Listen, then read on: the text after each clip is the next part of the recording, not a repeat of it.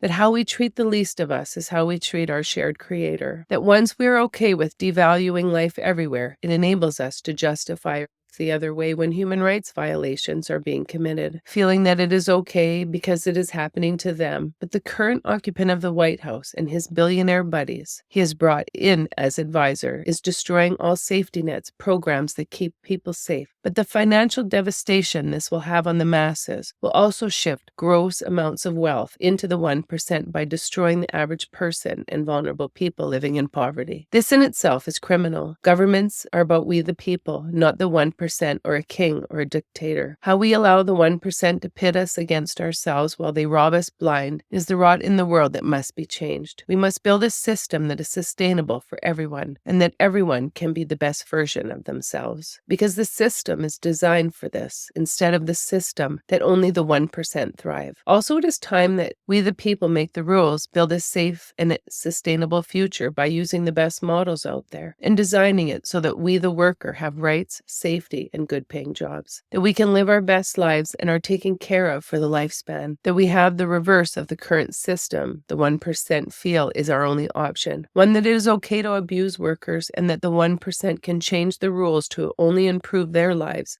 and increase their bottom line in order to maintain their power hold over the world. I want to introduce you to a new philosophy, one that is fair, equitable, a system that ensures that every human being's rights are being respected, a world where our children will be successful and not fear the future, a world where we treat everyone with respect. We must look at this change or new philosophy of equality, equity, and democracy for all as something that we should all strive for, especially for our children who are too young to have a say about their future. Change is painful and this will be no different, but remember, we are building a system where everyone is protected, where minority women and girls are lifted up, where a developing nation can transition to a developed country through investments in environmental, social, and health programs to heal our collective trauma so that we can build a better world for all. How the 1% are investing in stock buybacks to falsely inflate the value of their corporations, while also manipulating the markets for themselves, has to stop.